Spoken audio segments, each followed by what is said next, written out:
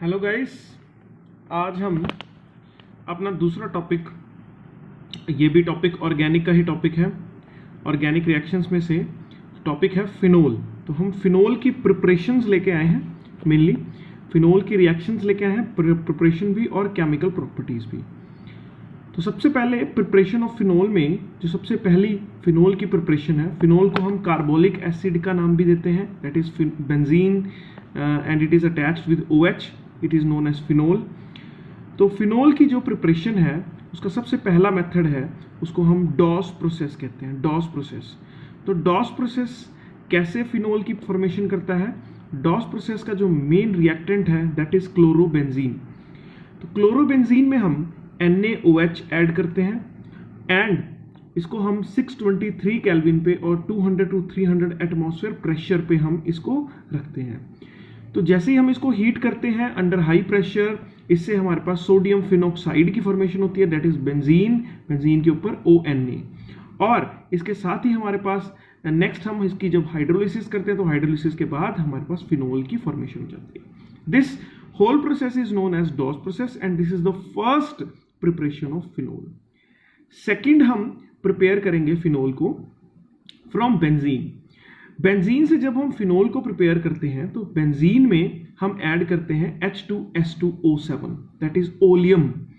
Oleum का जो formation है, ये फॉर्मेशन हमें बेसिकली देखने को मिलता है इन कॉन्टैक्ट प्रोसेस। तो कॉन्टैक्ट प्रोसेस में हम ओलियम का यूज भी करते हैं और ओलियम को प्रिपेयर भी करते हैं। तो कॉन्टैक्ट प्रोसेस के थर्ड स्टेप में ओलियम की प्रिपरेशन होती है, जिसके बाद ओलियम को डाइल्यूट किया जाता है और उससे सल्फ्यूरिक एसिड की फॉर्मेशन होती है। तो अब हमारे पास इस प्रोसेस के अंदर जिसमें हम फिनोल की प्रिपरेशन कर रहे हैं, इसमें हम ओलियम को ऐड करते हैं, बेंजीन के अंदर ऐड करते हैं ओलियम को, जिससे कि बेंजीन सल्फोनिक एसिड की फॉर्मेशन होती है। तो फिर बेंजीन सल्फोनिक एसिड की हम NaOH के साथ उसको ट्रीट करते हैं, यानी कि सोडियम हाइड्रोक्साइड के साथ, और इससे फिनोल की प्रिपरेशन हो जाती है। It is also very important preparation of phenol.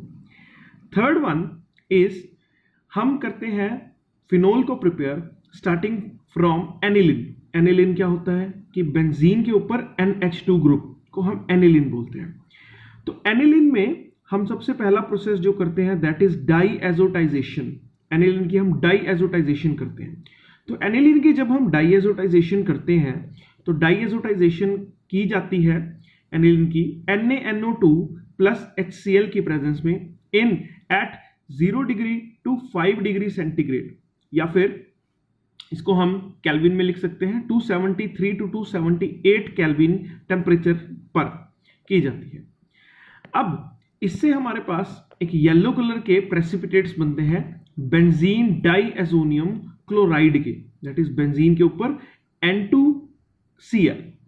ये एक तरह का साल्ट होता है। ये तभी बनता है जब आइस कोल्ड कंडीशंस में इसको रखा जाता है, प्रिपेयर इस रिएक्शन को किया जाता है आइस कोल्ड कंडीशन में, तभी हमारा जो टेम्परेचर है वो 0 डिग्री टू 5 डिग्री है। तो 0 डिग्री टू 5 डिग्री यहाँ पर रिप्रेजेंट ही एक्चुअल में हमारे आइस कोल्ड कंडीशंस को करना। उसके बाद जैसे ही बेंजीन डायजोनियम क्लोराइड की फॉर्मेशन हो जाती है, उसके बाद हम इस बेंजीन डायजोनियम क्लोराइड के क्रिस्टल्स को वाटर ऐड करने के बाद इसको थोड़ा सा हीट करते हैं, वार्म करते हैं, और जैसे ही हम इसको वार्म करते हैं, टेम्परेचर बढ़ाते हैं, वैसे ही फिनोल की फॉर्मेशन हो जाती है। तो थर्ड स्टेप था ये फिनोल की प्रिपरेशन का। फोर्थ स्टेप जो फिनोल की प्रिपरेशन में सबसे इंपॉर्टेंट माना जाता है, और ये एक तरह की इंडस्ट्रियल प्रिपरेशन भी है फिनोल की, वो है फ्रॉम क्यूमीन। क्यूमीन को हम आइसोप्रोपाइल बेंजीन भी कहते हैं। तो जब क्यूमीन की हम एरियल ऑक्सीडेशन करते हैं, क्यूमीन हमारे पास साथ में स्क्रीन पे लिखा हुआ है बेंजीन के ऊपर CH3CH ग्रुप, इसको हम क्यूमीन कहते हैं। इसकी एरियल ऑक्सीडेशन की जाती है। एरियल ऑक्सीडेशन के बाद क्यूमीन हाइड्रो आइसोपर ऑक्साइड की फॉर्मेशन होती है, और इसके बाद हम इसकी हाइड्रोलिसिस करते हैं। तो हाइड्रोलिसिस से हमारे पास फिनोल की फॉर्मेशन हो जाती है। प्लस साथ में हमारे पास इसमें फिनोल के साथ साथ एक और चीज भी बनती है, दैट इज एसीटोन। तो यहां पर फिनोल एंड एसीटोन दोनों चीजें बनती है। अब हमारे लिए ये समझना बहुत जरूरी है कि ये एक तरह की इंडस्ट्रियल प्रिपरेशन थी फिनोल की, बट इसमें जो बाय प्रोडक्ट बना वो भी हमारे लिए बहुत इंपॉर्टेंट है, दैट इज एसीटोन। तो एसीटोन भी हम इसको भी एज अ बाय प्रोडक्ट इसको यूज करते हैं, तो it is very very important. This reaction is actually industrial preparation of phenol, तो ये भी बड़ा इंपॉर्टेंट प्रोसेस है। तो ये बेसिकली 4 हमारे पास फिनोल की प्रिपरेशन है, जो 4 सबसे इंपॉर्टेंट फिनोल की प्रिपरेशन है। आपने ये चारों प्रिपरेशन बहुत अच्छे से करनी है, याद करनी है। इसके बाद हम कुछ रिएक्शंस लेते हैं, जो रिएक्शंस है पर्टिकुलरली केमिकल रिएक्शंस है फिनोल की। तो केमिकल रिएक्शंस में फिनोल में पर्टिकुलरली क्या रिएक्शंस है? सबसे पहले फिनोल की जो हम रिएक्शन करते हैं उस रिएक्शन का नाम है फर्स्ट नाइट्रेशन। तो फिनोल को अगर हम डाइल्यूट HNO3 के साथ हम ट्रीट करते हैं, तो डाइल्यूट HNO3 के साथ ट्रीट करने पे फिनोल की नाइट्रेशन हो जाती है, और इससे ऑर्थोनाइट्रोफिनोल और पैरानाइट्रोफिनोल 2 प्रोडक्ट्स हमारे पास मेनली बनते हैं। जब हम डाइल्यूट HNO3 के साथ ट्रीट करेंगे तो 2 प्रोडक्ट बनेंगे, एक ऑर्थोनाइट्रोफिनोल और एक पैरानाइट्रोफिनोल। एक्चुअली इस रिएक्शन में हमें एक मिक्सचर मिलता है, ऑर्थोनाइट्रोफिनोल और पैरानाइट्रोफिनोल का हमें मिक्सचर मिलता है, और इस मिक्सचर को सेपरेट करने के लिए हम करते हैं स्टीम डिस्टिलेशन। तो स्टीम डिस्टिलेशन करने के लिए हमें एक्चुअल में स्टीम डिस्टिलेशन करनी पड़ती है। स्टीम डिस्टिलेशन से जो ऑर्थोनाइट्रोफिनोल है वो पैरानाइट्रोफिनोल से अलग हो जाती है। अब इन दोनों में से सबसे पहले यहां पर भी एक क्वेश्चन अराइज होता है कि इन दोनों में से जल्दी वेपराइज कौन सा होगा, ऑर्थोनाइट्रोफिनोल वेपराइज होगा या पैरानाइट्रोफिनोल जल्दी वेपराइज होगा? तो यहां पर हमें समझना है इनकी बॉन्डिंग को।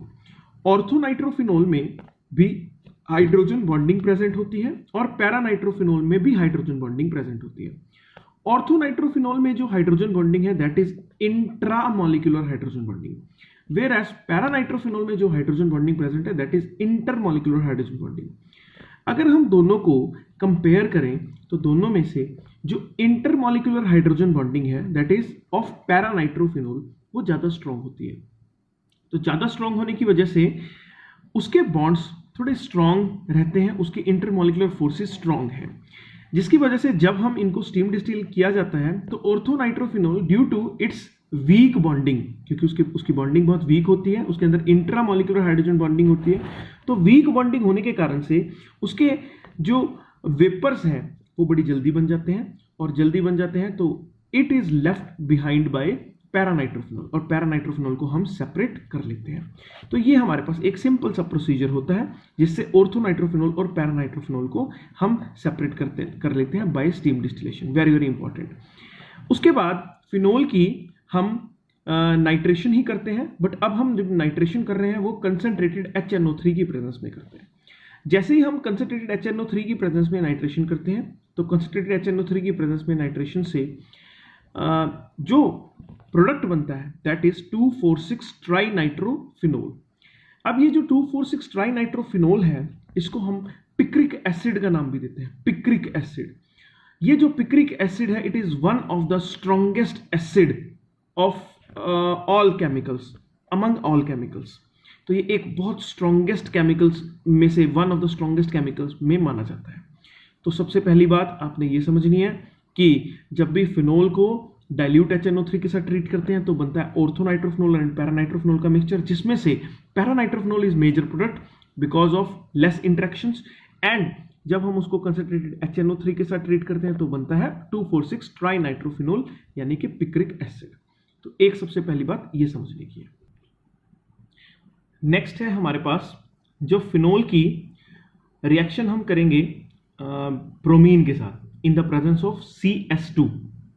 ये होता है कार्बन डाइसल्फाइड। कार्बन डाइसल्फाइड एक तरह का नॉन पोलर रिएजेंट होता है, और जब हम फिनोल को कार्बन डाइसल्फाइड की प्रेजेंस में ब्रोमीन के साथ रिएक्ट कराते हैं तो इससे हमारे पास 2 प्रोडक्ट्स बनते हैं, एक ऑर्थोब्रोमोफिनोल एंड एक parabromophenol. Again parabromophenol is the major product. Next हमारे पास है फिनोल की रिएक्शन विद एक्वस ब्रोमीन यानी कि ब्रोमीन वाटर, हम मेनली ब्रोमीन वाटर कहा जाता है इसको। तो ब्रोमीन वाटर के साथ जब हम इसको रिएक्ट कराते हैं, इसको ब्रोमीन वाटर टेस्ट का नाम भी देते हैं। ब्रोमीन वाटर के साथ जब हम इसको रिएक्ट कराते हैं तो इससे बनता है 2,4,6 ट्राइब्रोमोफिनोल। 2,4,6 ट्राइब्रोमोफिनोल के वाइट कलर के प्रेसिपिटेट्स बनते हैं। तो मेनली हमारे पास ये फिनोल की 4 रिएक्शंस। पहली रिएक्शन थी कंसंट्रेटेड HNO3 के साथ, दूसरी रिएक्शन थी पहली थी डाइल्यूट HNO3 के साथ, दूसरी थी कंसंट्रेटेड HNO3 के साथ, तीसरी थी ब्रोमीन के साथ इन प्रेजेंस ऑफ CS2 और चौथी थी ब्रोमीन के साथ in aqueous medium that is bromine water के साथ। इसके बाद हमारे पास नेक्स्ट रिएक्शन है फिफ्थ, फिनोल को अगर हम जिंक डस्ट के साथ ट्रीट कराएं तो जिंक डस्ट के साथ ट्रीट कराने से फिनोल से फॉर्मेशन होती है बेंजीन की। उसके बाद नेक्स्ट हमारे पास है ऑक्सीडेशन रिएक्शन। अगर हम फिनोल की ऑक्सीडेशन कराएं, ऑक्सीडेशन होती है in presence of certain oxidising agent like K2Cr2O7 और हम इसमें Na2Cr2O7 का भी यूज कर सकते हैं इन प्रेजेंस ऑफ H2SO4। तो जब हम H2SO4 की प्रेजेंस में एक स्ट्रॉन्ग ऑक्सीडाइजिंग एजेंट रखते हैं जैसे Na2Cr2O7, तो इससे जो फिनोल है दैट गेट्स ऑक्सीडाइज्ड। तो वो जब ऑक्सीडाइज हो जाता है तो फिनोल से बनता है बेंजोक्विनोन। स्ट्रक्चर आपके सामने है और बेंजोक्विनोन एक्चुअल में डार्क कलर्ड के बेंजोक्विनोन्स बनते हैं, कलर्ड स्ट्रक्चर्स बनते हैं, इनके कलर होता है इनके अंदर प्रेजेंट। तो एक अपने ये इंपॉर्टेंट करना है। इसके बाद हमारे पास फिनोल की 2 नेम्ड रिएक्शंस सबसे इंपॉर्टेंट। फिनोल की इसके बाद वाली रिएक्शन है जो फिनोल की सबसे इंपॉर्टेंट रिएक्शन मानी जाती है दैट इज कॉल्बेज रिएक्शन। तो कॉल्बेज रिएक्शन क्या होती है? कॉल्बेज रिएक्शन फिनोल में हम सबसे पहले NaOH ऐड करते हैं। तो फिनोल्स में NaOH ऐड करने के बाद बनता है सोडियम फिनोक्साइड, यानी कि बेंजीन के ऊपर ONA that is sodium phenoxide. अब ये जो सोडियम फिनोक्साइड है ये कॉल्बेज रिएक्शन परफॉर्म करता है। फिनोल कभी कॉल्बेज रिएक्शन परफॉर्म नहीं कर सकता बिकॉज इसके अंदर प्रेजेंट होता है या हम इसके अंदर यूज करते हैं कार्बन डाइऑक्साइड को, और कार्बन डाइऑक्साइड एक तरह का वीक इलेक्ट्रोफाइल होता है और वीक इलेक्ट्रोफाइल होने के कारण say that can not attack on phenol, it can attack on sodium phenoxide. तो सोडियम फिनोक्साइड के ऊपर अटैक करता है कार्बन डाइऑक्साइड। तो सोडियम फिनोक्साइड हमने ले लिया, सोडियम फिनोक्साइड में हम ऐड करेंगे कार्बन डाइऑक्साइड और इसको 4 to 6 एटमॉस्फेयर प्रेशर अप्लाई करेंगे, थोड़ा सा टेम्परेचर अप्लाई करेंगे और इससे हमारे पास फॉर्मेशन होगी अल्टीमेटली हाइड्रोलिसिस करने के बाद सैलिसिलिक एसिड की। सैलिसिलिक एसिड है बेंजीन के ऊपर OH और ऑर्थो पोजीशन पे COOH, यानी कि ऑर्थो हाइड्रोक्सी बेंजोइक एसिड भी बोलते हैं इसको, और सैलिसिलिक एसिड इसका कॉमन नेम है। Very very important named reaction screen पे है आपके सामने और बड़े अच्छे से आपने इसको याद करना है। Next reaction is Reimer Tiemann reaction. अब रिमर-टिम्मन रिएक्शन के बारे में आपने पढ़ना है। Reimer Tiemann reaction one of the very important reactions में से है और इस रिएक्शन के बारे में लगभग हर बार पेपर के अंदर बोर्ड में लगभग क्वेश्चन आता ही आता है। तो कोई ही बोर्ड एग्जाम ऐसा जाता है जब ये क्वेश्चन रिपीट नहीं होता। लगभग पिछले 7-8 साल में ये क्वेश्चन काफी बार आ चुका है। अब सबसे पहली बात, रिमर-टिम्मन रिएक्शन के अंदर होता क्या है कि फिनोल को हम ट्रीट करते हैं क्लोरोफॉर्म के साथ प्लस एक्वस NaOH के साथ। क्लोरोफॉर्म और एक्वस NaOH की प्रेजेंस में फिनोल के ऊपर जो रिएक्ट करता है वो है डाइक्लोरोकार्बीन दैट इज CCl2 और 2 इलेक्ट्रॉन्स। ये डाइक्लोरोकार्बीन का क्वेश्चन बहुत आता है, AIPMT के अंदर भी आया हुआ है, जेई के अंदर भी बहुत बार पेपर में क्वेश्चन आया हुआ है। तो ये डाइक्लोरोकार्बीन रिएक्ट करने के बाद हमारे पास इसका एक प्रॉपर मैकेनिज्म होता है और उसके बाद हमारे पास बनाता है बेंजीन के ऊपर ONA एंड CHCl2 और फिर हम इसकी हाइड्रोलिसिस करते हैं। तो हाइड्रोलिसिस के बाद जो लास्ट प्रोडक्ट है वो बनता है सैलिसल्डिहाइड दैट इज बेंजीन के ऊपर OH and CHO at ortho position. इसको बोलते हैं 2 हाइड्रोक्सी बेंजल्डिहाइड। तो ये जो 2 हाइड्रोक्सी बेंजल्डिहाइड है ये सबसे मेजर प्रोडक्ट बनता है इस रिएक्शन का, रिमर-टिम्मन रिएक्शन का। आल्दो इसके अंदर पैरा पोजीशन पे भी CHO ग्रुप लगता है, यानी कि इसमें ऑर्थो हाइड्रोक्सी बेंजल्डिहाइड तो बनता है, पैरा हाइड्रोक्सी बेंजल्डिहाइड भी बनता है। तो इसमें 2 प्रोडक्ट बनते हैं, तो दोनों इंपॉर्टेंट प्रोडक्ट है। पैरा वाला मेजर प्रोडक्ट है हमारे पास, तो दोनों इंपॉर्टेंट प्रोडक्ट है हमारे लिए, ठीक है। तो ये रिमर-टिम्मन रिएक्शन थी और इसका एक स्पेशल केस भी है हमारे पास, मेंशन्ड है स्पेशल केस। वो स्पेशल केस क्या है कि जब फिनोल को रिएक्ट कराया जाता है CCl4 के साथ, क्लोरोफॉर्म की जगह अगर हम CCl4 रखें और NaOH की प्रेजेंस में ही हम इसको ट्रीट करें, तो तब जो हमारे पास इंटरमीडिएट बनता है, अब यहाँ पे ट्राइक्लोरोकार्बीन बनता है, यानी कि CCl3 डबल डॉट। तो ये जो अब रिएक्ट करता है, जब इसका मैकेनिज्म से हम परफॉर्म करते हैं, तो इसके बाद इंटरमीडिएट जो प्रोडक्ट बनता है, वो प्रोडक्ट बनता है बेंजीन के ऊपर ONA और ऑर्थो पोजीशन पे CCl3। अब जब हम इसकी हाइड्रोलिसिस करते हैं, तो हाइड्रोलिसिस करने के बाद Cl सभी OH से रिप्लेस हो जाते हैं, तो हाइड्रोलिसिस करने के बाद बेंजीन के ऊपर OH और ऑर्थो पोजीशन पे COOH आ जाता है। तो ये जो फॉर्मेशन होती है लास्ट प्रोडक्ट की, दैट इज सैलिसिलिक एसिड की, ये स्पेशल केस में होती है रिमर-टिमन रिएक्शन के। तो ये हमारे पास फिनोल्स की रिएक्शंस थी। ये हमने आज का टॉपिक कवर अप किया। एक हमने किया फिनोल की प्रिपरेशंस, 4 प्रिपरेशन थी, और आई थिंक ये 8 या 9 केमिकल रिएक्शंस थी। तो ये